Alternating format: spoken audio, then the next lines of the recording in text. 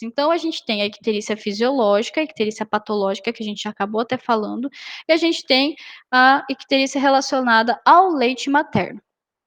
A icterícia fisiológica, eu acredito que já tenha ficado claro, então, né? A gente chama ela de uma icterícia tardia, ela vai acontecer após as 24 horas de vida, geralmente em torno ao segundo ao quarto dia de vida. Então, a gente vai ter uns valores de bilirrubina total de 5 a 6 miligramas por decilitro e, no máximo, 12 miligramas por decilitro. Geralmente, essa icterícia fisiológica, a gente tem uma redução dos níveis de bilirrubina total ali na primeira semana de vida, né? E elas costumam diminuir ali para 1 miligrama por decilitro com 2 a 10 a 14 dias de vida, que são os níveis de bilirrubina de um adulto. A icterícia patológica, então, a gente já viu que é quando a gente tiver um valor de bilirrubina acima de 12 miligramas por decilitro. Ela é precoce porque ela pode acontecer ali ali até as 24 horas de vida ou até 36 horas de vida. Ela é persistente, ela não reduz, na verdade ela só aumenta, tá? E a gente tem um nível de bilirrubina total maior do que 5 miligramas por decilitro a cada 24 horas, ou seja, ela tende a aumentar. E a gente também pode ter bilirrubina direta acima de 2 miligramas por decilitro, ou então, né, que corresponda a 20% da bilirrubina total. E quando a gente tem um aumento de bilirrubina direta, a gente já pode suspeitar de colestase, tá? Que é uma doença que pode levar a essa icterícia patológica. E alterações clínicas evidentes. Então, um recém-nascido que está com sucção débil, ele não consegue amamentar, né? Está hipoativo, choro fraco. Isso é indicativo de que, opa, isso é grave, né? Então, isso pode ser que ele tenha alguma condição que tenha levado a essa icterícia, tá bom? Então, isso precisa ser tratado quanto antes. Aí a gente tem a icterícia relacionada ao leite materno. Essa icterícia relacionada ao leite materno, a gente tem duas formas, ok? E essas duas formas, embora elas pareçam semelhantes, elas são totalmente diferentes. A gente tem a síndrome da icterícia do leite materno, ok? Que a gente denomina ela como tardia, porque ela vai acontecer ali em torno após de uma semana. Por que acontece essa síndrome da icterícia do leite materno? O recém-nascido, ele tem alguma reação, né? Ele tem reação a alguma substância do leite materno. A ciência ainda não descreveu isso daqui de forma adequada, né? Qual seria essa substância que ele tem reação, ok? Mas subentende-se que é isso, ele tem alguma reação a alguma substância do leite materno, tá? E aí a gente tem o quê? Essa enzima beta-glicuronidase no leite materno, que ela faz o quê? A desconjugação da bilirrubina direta para bilirrubina indireta. Nós vamos ter valores de bilirrubina total acima de 10 miligramas por decilitro. Ela pode persistir até 4 semanas ou até se estender a 3 meses, tá? E qual que é a conduta? A gente precisa suspender o aleitamento materno por 48 horas para verificar se vai ter uma redução ou não dessa bilirrubina, e daí, se reduzir é porque era por conta disso, se não reduzir, a gente precisa investigar outra causa, tá? E o que é muito estranho nessa síndrome da icterícia do leite materno é que o bebê ele continua amamentando e ele ganha peso e ele tem um bom estado geral, tá? Então, vocês vão entender agora a diferença dessa icterícia do leite materno para a icterícia do aleitamento materno. A icterícia do aleitamento materno, ela é precoce, ela acontece ainda na primeira semana e ela acontece em decorrência da baixa ingestão de calorias desse recém-nascido, ou seja, da ingestão inadequada de leite materno. Pode ser que essa mãe não esteja produzindo leite materno da forma adequada, pode ser que a pega não esteja correta, está acontecendo algum problema que esse recém-nascido não está se amamentando de forma adequada e satisfatória. Então, a gente identifica que ele tem perda de peso de 7%, né? Então, a gente precisa fazer o cálculo. Quanto que esse bebê nasceu? Esse bebê nasceu com tantos quilos, né? Então, ele perdeu tanto de peso. E a gente verifica que ele não está se apresentando bem. Isso já é uma suspeição que a gente tem que ter de icterícia do aleitamento materno. A bilirrubina total pode atingir um pico de 15 a 19 miligramas por decilitro por até 72 horas. A gente tem um risco muito grande de kernictério se não for tratada, que é encefalopatia bilirrubínica, ok? A gente tem, galera, recomendado a utilização desse gráfico de Butani, tá? Para determinação do risco de hiperbilirrubinemia significante. Isso sempre para recém-nascido acima de 35 semanas e com peso acima de 2.000 miligramas, tá? Então, esse gráfico mostra o que para gente? Ele mostra a idade pós-natal em horas, tá? Então, isso daqui é em horas. E os níveis de bilirrubina sérica. Aqui a gente consegue verificar, por exemplo. Então, eu estou atendendo hoje um recém-nascido que ele tem 72 horas de vida. Identifiquei que ele tem um valor de bilirrubina aqui, ó, de 17 miligramas por decilitro. Isso já significa o quê? Ele está acima do percentil 95. Então, a zona de risco para essa dessa hiperbilirrubinemia é grave, é muito alta, tá bom? Então, ele mostra para gente de acordo, porque a gente já viu que tem as classificações. A gente tem hiperbilirrubinemia significante, grave, e tem a hiperbilirrubinemia extrema, ok? Se é um recém-nascido que apresentou uma hiperbilirrubinemia significante, que a gente já viu que é de 15 a 17, né? Vamos ver, ele tem 72 horas e ele apresentou aqui, ó, 16. Ele está no percentil de 95, então ele tem um risco intermediário alto. Vamos verificar se a gente já pode iniciar algum tratamento, ok? O tratamento é indicado se a gente tem uma bilirrubina total que vai estar no percentil entre 75 e 95. Então, se esse bebê, por exemplo, é o nosso caso, ele tem 15, ele já está aqui, ó.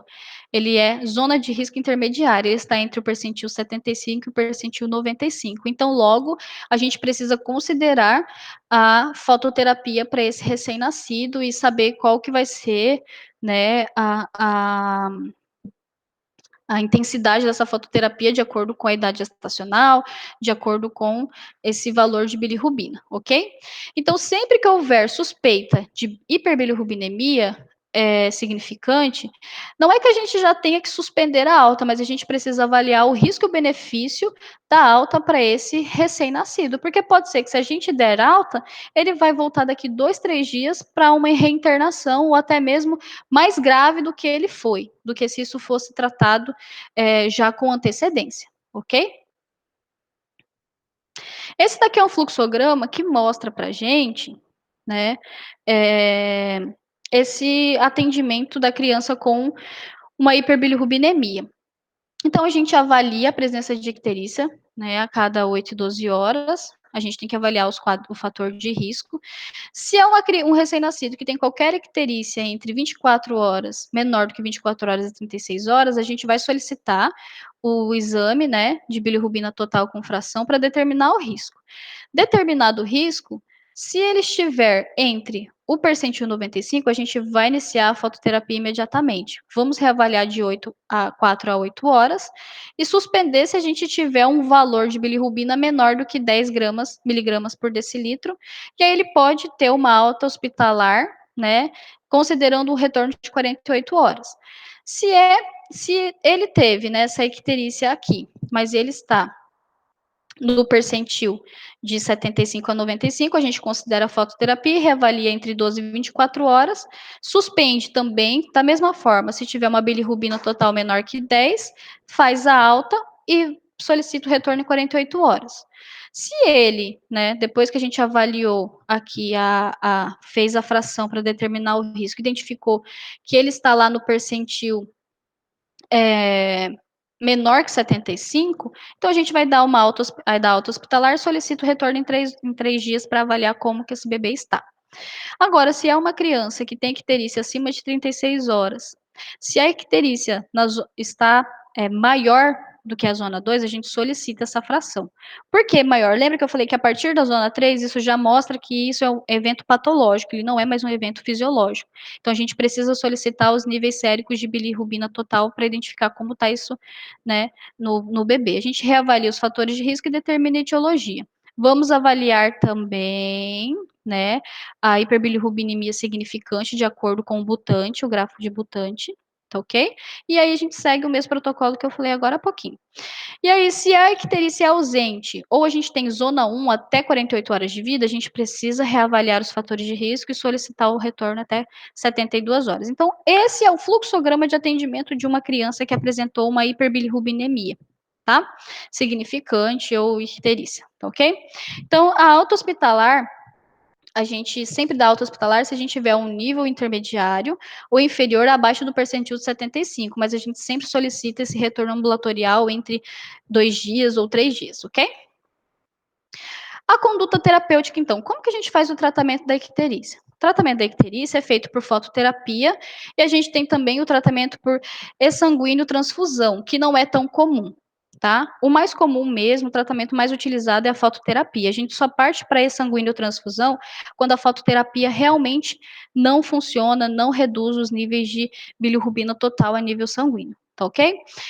Professora, como que a gente faz, né? Então, tem tem icterícia patológica, a gente já faz a fototerapia. A gente não tem assim, uma coisa X que fale, olha, a partir de tal valor já tem que começar a fazer a fototerapia. Nós temos uma tabela, tá? Essa tabela aqui mostra a indicação, né, de fototerapia e exsanguíneo transfusão em recém-nascidos maiores de 35 semanas gestacionais, tá? Pela idade dele, de acordo com os níveis de bilirrubina total que ele apresenta, tá? Então, por exemplo, se for um recém-nascido de 35 a 37 semanas, que nas 24 horas apresentou 8 miligramas por decilitro de bilirrubina total, isso daqui já é indicativo de fototerapia. Mas se ele apresentou 15 miligramas por decilitro, aí o protocolo indicado já passa a ser a exsanguíneo transfusão, tá? Mas uma coisa que precisa ficar bem clara, a primeira escolha vai ser sempre a fototerapia. Então, por mais, por exemplo, esse neonato aqui, que tem 15 miligramas por decilitro, a gente já teria que fazer a sanguinotransfusão. Enquanto a gente prepara, né, o sangue, prepara todo o procedimento para fazer essa transfusão, a gente vai fazendo o quê? Vamos já fazer a fototerapia de alta intensidade. Depois que a gente faz a fototerapia, a gente reavalia o nível sérico de bilirrubina total nesse sangue. Se essa bilirrubina baixou, não tem a necessidade da gente fazer a sanguinotransfusão, tá? A gente pode continuar com a fototerapia até reduzir aos níveis que a gente espera ali, menor de 10 miligramas por decilitro, ok? Então, a primeira escolha sempre vai ser a fototerapia. A gente só usa a sanguinotransfusão em casos específicos, quando a fototerapia não funciona. Porque esse procedimento aqui, gente, é um procedimento que pode levar a uma alta morbidade e mortalidade infantil, tá bom? Então, a gente faz quando não tem condições mesmo. Entenderam? Aqui a gente vê o tempo de vida. Então, se foi 9,5, por exemplo, aqui, né, um bebê de 36 semanas, ele teve 9,5 de bilirrubina total. Vamos fazer fototerapia, mas se ele apresentou 16, eu já parto para exsanguíneo transfusão. Isso daqui é para recém-nascidos maiores de 35 semanas. A gente tem uma tabela quando é recém-nascido menor de 34 semanas de gestação, tá? Então, por exemplo, a gente vai fazer com base no quilo de peso deles, tá? Então, se é um recém-nascido entre 1.500 e 1.001 gramas, e ele apresentou entre 6 e 8 miligramas por decilitro, a gente vai fazer fototerapia. Se ele apresentou, por exemplo, um recém-nascido de 1.501 a 2.000 miligramas, que apresentou 14, a gente vai fazer exsanguíneo transfusão, tá bom? Então, a gente tem essas tabelas que mostram o valor aí de referência de quando é indicada a fototerapia e de quando é indicada a exsanguíneo transfusão. Bom, a gente sempre inicia a fototerapia de alta intensidade quando a bilirrubina total for maior que 17, estiver entre 17 e 19 miligramas por decilitro. Então, essa é uma regrinha que a gente tem, tá? Vamos dar preferência para usar a tabela, mas se a gente não tiver de logo a tabela, a gente vai fazer o quê? Deu maior que 17 ou entre 19 miligramas por decilitro, iniciamos fototerapia de alta intensidade, tá? Vou explicar para vocês o que é essa alta intensidade daqui a pouquinho. Então, isso daqui é o que eu falei para vocês. Se a gente tem indicação de oh, meu Deus, já até esqueci o nome. Exsanguinotransfusão, a gente vai preparar, enquanto prepara o recém-nascido, a gente vai colocar ele em fototerapia, repetindo essa bilirrubina total de 2 a 3 horas para reavaliar se realmente vai ter ser necessário fazer esse procedimento. Como eu falei para vocês, é um procedimento de alta morbidade. Bom, Essa exsanguinotransfusão vai ter que ser realizada imediatamente se a gente tiver sinais e sintomas de encefalopatia bilirrubínica, ou seja, se essa bilirrubina estiver acima, né, de 5 miligramas por decilitro dos níveis referidos. Então, a gente tem essa necessidade nesses casos, porque é uma condição muito grave.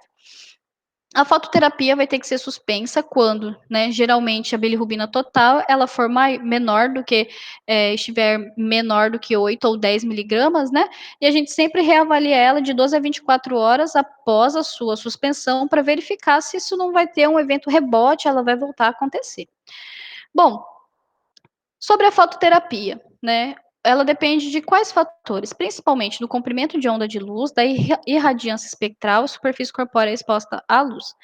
Gente, como que a fototerapia é capaz, né, de fazer a redução da bilirrubina, tá? A fototerapia, ela faz a fotoisomerização dessa bilirrubina indireta. E ela faz o quê? Ela transforma essa bilirrubina indireta em bilirrubina direta, né, que é a bilirrubina hidrossolúvel e ela é atóxica. Então, essa é a funcionalidade da fototerapia. Ela transforma essa bilirrubina indireta em uma molécula hidrossolúvel e que não é atóxica, através de fotoisomerização, tá? Então, a gente tem o que recomendado? Um colchãozinho que o recém-nascido se encontra, e ele tem que estar dentro de um retângulo, isso daqui é padrão, tá? De 30 por 60 centímetros. Aí a gente mede a irradiância nas 4 pontas no centro, que são calculadas, né? Sendo calculada a média dos 5 pontos. Então a gente tem a irradiância convencional, que vai entre 8 e 10. E a gente tem a irradiância de alta intensidade, que é de 30. Então, sempre quando a gente fala irradiância de alta intensidade, a gente vai usar 30, tá? Quando a gente tem radiância convencional, varia de 8 a 10, tá? Bom, uma coisa que é super importante, quanto maior for a superfície corpórea exposta à luz, maior é a eficácia da fototerapia. Então, os recém-nascidos que vão receber essa luz na parte anterior, na posterior, por isso que é importante a gente ficar trocando esse recém-nascido de decúbito, né? E os membros permanecem, a gente vai fazendo então a mudança, né? É, é, de decúbito, ele vai receber essa luz na parte anterior, na posterior, nos membros, né? E ele estiver sem fralda, eles vão receber maior radiância espectral, então isso é melhor, tá bom? O aparelho convencional de fototerapia, a gente pode deixar uma distância em torno ali, né, das lâmpadas com o bebê de 20 a 50 centímetros. A literatura traz que a distância é aproximada ali de 30 centímetros. A gente só tem contraindicação dessa distância, que a gente precisa manter uma distância de 50 centímetros, que é a distância máxima, quando a gente está usando o aparelho spot, tá? Que esse aparelho spot, ele emite mais luminosidade, então se a gente colocar muito próximo, a gente tem que deixar 50 centímetros, porque se a gente colocar muito próximo, pode causar queimaduras nesse recém-nascido e outras complicações, tá bom? Bom, então quais são os cuidados que a gente tem que ter na fototerapia? A gente precisa verificar a temperatura corporal de 3 em 3 horas, porque a gente não pode fazer hipertermia, né? Isso pode alterar padrão respiratório, né? Sistema metabólico, parará, parará. E então a gente também precisa observar a pele se tem sinais de queimadura, ok? A gente precisa aumentar a oferta hídrica, tá? Porque ele está perdendo, ele está sendo aquecido, então ele está perdendo caloria para o meio. Tá? Proteger os olhos com uma cobertura radiopaca por meio de camadas de veludo negro ou papel carbono negro envolto em gaze. Cobrir a solução parenteral e o equipo com papel alumínio, usar extensores impermeáveis à luz. A gente precisa cobrir, né, essa solução que está, essa solução de fotoisomerização, tá? Porque ela é fotossensível, então a gente precisa tampar ela mesmo, deixar ela impermeável à luz. Mudar a posição frequentemente desse recém-nascido. Aí a gente tem também a exsanguinotransfusão, né, que a gente já falou, que ela é indicada para casos muito graves, então ela vai ser indicada quando a gente tiver valores maiores que 17 ou 19, ou então quando a gente tem já o diagnóstico fechado de hemólise por incompatibilidade sanguínea, tá bom? Aí a gente precisa fazer a exsanguinotransfusão. Então, o tipo de sangue vai depender do tipo da etiologia da icterícia, a duração desse procedimento é de 60 a 90 minutos, a velocidade de troca, né, de sangue é de 1 a 2 ml por quilo minuto, e o volume de troca, né, o volume máximo de troca é de 160 ml por quilo. A gente pode fazer cerca de 2 volumes, tá, no procedimento. E é um procedimento que acompanha de alta morbidade, então os efeitos colaterais dele não são muito bons, então a gente só faz o último caso mesmo. E a técnica utilizada é do puxa-empurra por meio da veia umbilical, tá? E sempre ao final desse procedimento, a gente precisa fazer o quê? Manter esse recém-nascido em fototerapia com infusão contínua de glicose. Nessa velocidade, nesse volume, tá?